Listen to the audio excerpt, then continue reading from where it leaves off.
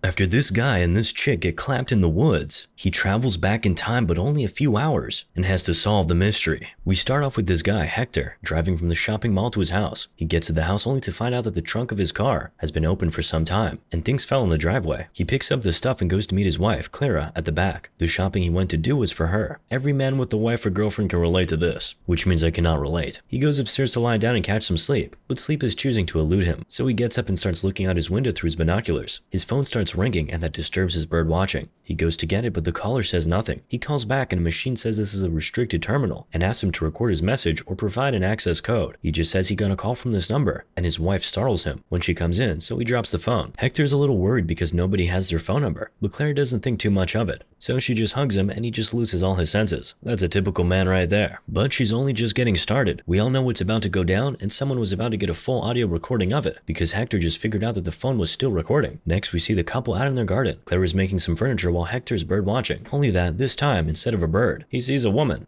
who is trying on her birthday suit. Well, I guess technically that's still bird watching if you catch my drift. His wife interrupts his pastime though. When she comes and asks for the car keys, she's running off to the supermarket to get some stuff to make dinner. By the time he gets back to watching, the lady is no longer there, so he tries to trace her to where she must have been, all the way into the woods. This is what a woman can do to a man. In the woods, he can see her clothes on the floor, so it motivates him to keep going. He eventually finds her sitting at a corner completely, I'm sure you can guess, and he approaches her. She's probably unconscious because he makes a loud sound when he falls, but she doesn't even flinch. If she truly is dead, then this should be number one on the list of most attractive ways to die. But of course she isn't dead. When he goes closer to her, he can see her breathing, but before he can take in the sight, a man comes from nowhere and claps him in the hand. He immediately starts running back towards his house. He hides behind a tree and turns to look at the man who stabbed him, and it's a strange looking man in a cloak, with his head completely wrapped with a bandage. The man makes a sign as if to say he can see him, and Hector just continues running. He runs to a house from where he can hear music playing. He tries to get the attention of whoever's inside, but nobody answers him, so he just throws a stone at the glass door and makes his way in. This place is like a lab or something, a truly weird place. Every normal person would have made their way out, but not this guy. He decides to explore the place after cleaning up his wound. He sees a walkie-talkie and starts communicating with the person on the other end, who happens to be the scientist whose lab this is. Hector tells him he needs help because a man is trying to clap him. The scientist tells Hector he'll be with him shortly. A few moments later, the guy is back on the walkie-talkie asking Hector if the man that's after him was wearing a bandage. He says yes. The scientist says he can see him on the surveillance cameras. He jumped the fence. He tells Hector he'll call the police and asks him to just sit tight, but there's bad news. There's no coverage. The scientist now tells Hector that the man is coming towards him, so he gives him directions to meet him at the silo. Hector immediately starts moving and he's now following a lit pathway. Before that though, he heard thunder. Take a mental note of that. Anyway, as he's moving, the scientist is feeding him with updates on the bandage man's whereabouts, but he soon starts losing signal on his cameras. The last thing he can see is that the bandage man is now just behind him. He tells Hector to just start running. Hector is doing his best with the running. At some point, he falls to catch his breath and tells the scientist to turn off the lights on the pathway. He immediately does that. Thankfully, Hector is already close. The scientist comes out and opens the door and Hector runs into his lab. The scientist tells Hector to hide inside a tank. Obviously, Hector's a little skeptical about that. But when he sees bandage man outside and he hears that the door has no locks, he has no other option than to get in. The scientist says to lower the hatch and then get in with him, but of course he doesn't. But Hector is not there for very long. A light flashes like a picture is being taken and the hatch opens. Hector immediately climbs out. The scientist is out there looking at him and it's much brighter outside. I could swear it was night when Hector got into that machine. He goes outside and it's super bright and the birds are chirping loudly. The scientist follows him outside and asks him who he is. Oh, I see what's happening here. That was a time machine and Hector just traveled back in time. But Hector doesn't know that yet and he's confronting the scientist about what just happened. But to be fair, the scientist himself seems confused. He's asking Hector if they've ever met, if the tank was full of white liquid when they did, all that stuff. Hector just keeps walking, then takes his binoculars and looks over to his house, where he sees himself going over to give his wife what he got her from the mall not too long ago. He immediately falls to his knees. The scientist borrows his binoculars, has a look, and falls to his knees too. I too fell to my knees while watching this. He just now figured out what happened. He tells Hector he just traveled back in time. Hector doesn't say anything to him. He just gets up and starts walking home. He says he's going to call the police, but the scientist tells him he can't go home because a version of him is already at home. Wonder what'll happen if they touch. Actually, I should keep my thoughts pure. He takes his binoculars and has a second look. Then the scientist comes and starts making things a little clearer for him. He traveled back in time, but only traveled a short time. Hector starts giving the scientist details, but he shuts him down quickly and tells him it might be better not to know details. The scientist just tells Hector that if truly he found him at the lab and he asked him to get in the tank, tank, then it's all solved. All he has to do is wait. So he directs him into this empty house. Inside there, the scientist starts giving Hector a lecture on how time travel works. Then he hatches a plan to get everything back to normal and tells Hector not to tell anybody when things indeed get back to normal. He tells Hector to remain in that room and then leaves and goes upstairs. Hector sees a phone and immediately goes to it to dial a number. It rings for a bit and the man on the other end answers, but Hector doesn't say anything and just hangs up. He goes back to sit down and the phone now rings shortly after. You know what just happened here, right? Yes, that's the call Hector 1 received before he was serenaded by his wife. The scientist hears the phone and immediately runs to meet Hector. He's ruining everything. He's asking Hector if he talked to himself, but Hector says no. He now asks Hector if he remembers getting that call and he says yes. Okay, that's a good sign. Everything still fits. The scientist now tells him that he's going to the silo where the time machine is, but he warns Hector not to do anything to interfere with himself, because if he alters events and stops Hector 1 from getting to the tank, his life would be over. And what would Hector say to that? He suggests he just goes home to explain things. The scientist doesn't even respond to that. He just tells him there are rooms upstairs, and he'll come get him when it's over and he leaves. Hector now gets up, takes a bunch of keys, and takes the car outside the building. He drives through the gate and out. On his way, he sees the lady from the woods, this time on her bike. Of course, he stops the moment he sees her, and a few seconds later, a car comes and rams into him from behind. His car collides with a tree. This same lady has caused this man huge problems twice in the space of how many hours? I hope you're learning a thing or two about beautiful women, lads. Anyway, Hector doesn't die, but he gets this huge cut on his head, so he takes out the bandage from his hand and uses it to wrap his face. Oh, now this is all beginning to make sense. The lady from the bike now comes to help him out. She tells him to stay still, and she'll get him an ambulance. But by now you should know Hector never listens. He gets out of the car regardless. The lady settles him down by the road and goes off to get a phone, cause she doesn't have service on hers. But Hector stops her. She comes back, offers him a bottle of water, and brings out a pair of scissors which Hector recognizes to help him cut his bandage and tuck it in properly. She leaves the scissors in her purse there and goes off to get help. Hector immediately picks the scissors, but again, he doesn't let her leave. He tells her he needs her help and asks her to follow him. He picks up a cloak from the floor, puts it on, and starts walking up the woods. The lady now says she has to go, but Hector blocks her way and tells her to trust him. You can see that she's scared now. So when Hector stops to look at Hector 1 through his binoculars, she runs away. Hector starts chasing her. He loses her at some point, but he later finds her and threatens her with the scissors. He's looking at Hector 1 through the binoculars and giving the lady some directives to follow. It seems he wants her to try on that birthday suit again. He's giving her these instructions as he's monitoring Hector 1, so the lady uses that opportunity to hit him with her pants and run away again. He immediately starts chasing her. He finally finds her and collides into her, knocking her out cold immediately. So he carries her up to the position where Hector 1 found her initially. By this time, Hector 1 is already making his way through the woods, so he goes off to hide. Then just at the right time, he shows up from behind and stabs him in the hand. Hector 1 immediately runs away and he chases him. Hector even stops and does that thing with his hands over his eyes. He does it repeatedly, like he wants to be sure that Hector 1 sees him. He finally goes to sit down on the grass when he hears a loud scream. It's the lady. She's no longer where he left her, but he sees her necklace hanging from a plant. He now runs into an empty building and starts going up the stairs. The lady throws a chair at him and he rolls down the stairs. He gets back up and goes back up the stairs. He goes out through a window and into another room where the lady entered from. He's now trying to beg her not to call anybody, but she doesn't say anything. He follows her out to the roof and grabs hold of her leg to stop her from getting away, but she falls to her death. Rip in peace. He has a look, and that lady he has been chasing for the past few minutes is actually his wife, Clara. That was the coat she wore when she left the house earlier today. What a twist. He's shocked. What has he done? He walks back into the house and just sits down and starts sobbing, but he hears the thunder and hope is restored. He picks up a walkie-talkie and is listening in on the conversation Hector 1 and the scientist are having. Then he cuts in and starts talking to the scientist. He explains to him that he's the one wearing the bandage and asks the scientist to get Hector 1 to the silo and he'll show up in a car. This is the point Hector 1 comes back on and starts talking to the scientist again, so Hector 2 stays quiet. He immediately gets in his car and begins to make his way to the silo while the scientist directs Hector 1 there. Hector can hear their voices from outside as the scientist convinces Hector 1 to get into the tank. After it's done, the scientist comes out to meet Hector. He tells Hector to follow him. He says he needs to go and examine him as he's the first vertebrate to ever travel in time. But the scientist doesn't know that Hector is not one to listen to instructions. He's just walking without looking back. Meanwhile, Hector enters the lab and says he needs to get back in the tank. He asks the scientist to come or he'll tear the lab apart. So the scientist throws something away on the grass and joins Hector in the lab. He is now telling him that another time travel won't work. His trip used up a lot of energy which is not easily renewable. He says it'll have to be next week. Hector figures out that the scientist is lying and strikes him with the rod in his hand. That makes the scientist confess that the thing he threw outside is one of the batteries, and nothing here can work without that. Hector now unwraps his head, hands him a flashlight, and tells him to go looking for the battery. The scientist is trying to explain that this machine creates problems, not solves them, but Hector is saying he just needs to travel far enough in time to get a head start ahead of the other two Hectors. The scientist tells Hector that if he travels back in time and alters events to stop Hector 1 from getting into that tank, there will now be 3 of him in existence, and that could set off a chain of events beyond his control. But Hector promises not to interfere. Hector 2 will chase Hector 1 to the tank as normal, and he will now follow Hector 2 and clap him, leaving him as the last Hector standing. The scientist just tells him he has no idea what he's saying, but as they're both standing out here in the field, Hector starts figuring everything out. He says the only reason the scientist would have known to take out that battery before Hector even arrived and then go on to throw it away was because he knew he'd want to use the machine again. He thinks the scientist is tricking him, so Hector hits him to get the truth out of him. The scientist confesses that he is indeed tricking him. Why? Because Hector 3 told him to do so. Oh, there's a third Hector already. Wow. The scientist now tells Hector, whatever number this is, that he actually wasn't the first to get out of the tank. The first one who got out 30 to 40 seconds before him threatened him and forced him to act surprised when he saw him. The scientist keeps on telling the story of how Hector 3 called him on the walkie-talkie earlier and told him that everyone would know what they have done. He told him everything that would happen, including that this Hector would show up asking to go back into the past. But he told him he must stop Hector from doing that by all means, and that's what he has been trying to do. But Hector insists on going back in time. He even finds the battery the scientist threw away earlier, just as it starts raining, and they start hearing sirens from a distance. They go back into the lab. Hector goes back into the tank, and the scientist does the time travel again. This time it seems to take a little longer though, but the latch eventually opens and Hector comes out with that look of, this isn't my first rodeo. He walks straight to the scientist and tells him he's from the future, and he assures him that his machine works. He then tells the scientist that he'll have to help him get rid of the other two Hectors. He tells him Hector 2 will soon come out of the tank, and instructs him to lead Hector 1 into the tank. He says this and goes to hide. Ladies and gentlemen, I present to you Hector 3. Hector 2 comes out and goes straight outside. Hector 3 now quickly goes to the scientist and tells him to calm Hector 2 down, because he needs to get to the house before all of them without being seen if he's going to get rid of him. The scientist goes out to meet Hector 2, and then Hector 3 sneaks out, enters a golf cart, and zooms off. But he gets to the gate and realizes he doesn't have a remote, so he comes back to ask the scientist for one. The scientist just tells him to take the van instead. Before he enters the van, he sees Hector 2 driving off in a white car, so he quickly gets in the van and follows him. From there, you know what happens, but I'm still going to tell you. He follows Hector 2 and runs him off the road after he stopped to look at the girl on the bike. As he runs Hector 2 off, he himself is run into the woods. He gets himself out of the car and he sees a walkie-talkie. He speaks into it and the scientist replies. He says he's Hector 3 and he's sorry, but everyone will know what they did. He tells the scientist that he bet on the wrong horse and he's a failure. The scientist is trying to beg him not to do anything silly, but Hector 3, who's now watching the lady in the woods, asks him why he had to turn on the machine in the first place. The scientist begs and begs, and Hector 3 finally tells him that if he wants to keep his job, he better keep the Hector and the bandage out of the tank by all means. But as we already know, that didn't happen. Anyway, now the lady sees Hector 3 in the woods and lets out a really loud scream. That explains that strange scream from the other time. Hector 3 tells the lady that they're both running away from the same person, the bandaged man, and he says he won't find them here, so he asks her to sit beside him. He sleeps off there, and she wakes him up a few hours later to tell him there's a house nearby. She helps him up and they head straight there. The lady sits him down inside and leaves. A few seconds later, Claire comes in and sees Hector in that state. She tells him there's a man outside with his face covered who broke the fence, and so she ran here to hide and called the police on her way. That explains the siren from the other time. They hear a voice from outside and Hector leads Clara into her room. He takes a ladder out and tells her to hide in there until he tells her to come out. He tells her not to intervene no matter what she hears. She's obviously scared and confused, but she follows his instructions. Hector 3 now climbs into the house through the window to attack the bandaged Hector. He can see the lady from across the room, and she tells him where Hector 2 is. So he picks up a stool and throws it at him, but the lady is the one who screams, and that's why we thought it was her who threw it the other time. Hector 3 goes to the lady and tells her that Hector 2 is nuts, so she has to take on a disguise. He takes Claire's coat, puts it over her, takes the scissors from his pocket, and cuts her hair. Oh, so it wasn't Clara Hector 2 clapped. Interesting, but also very devious. He directs her to run up to the attic, and you know what happens from here on that end. Hector 3 just goes to where Clara is, takes her out, and sits her on the chair in front of their house. Then he takes another chair and sits beside her. As they're sitting, we hear the sound of the lady falling to her death. It startles Clara, but Hector holds her hand and stops her from moving. He now takes the scissors from his pocket and throws it away. The camera now slowly pans to the lady's dead body, and then to Hector 2 driving off. What an incredible endless loop. These are truly some very egregious time crimes, which is the name of the movie, by the way. Anyway, the end. Or is it?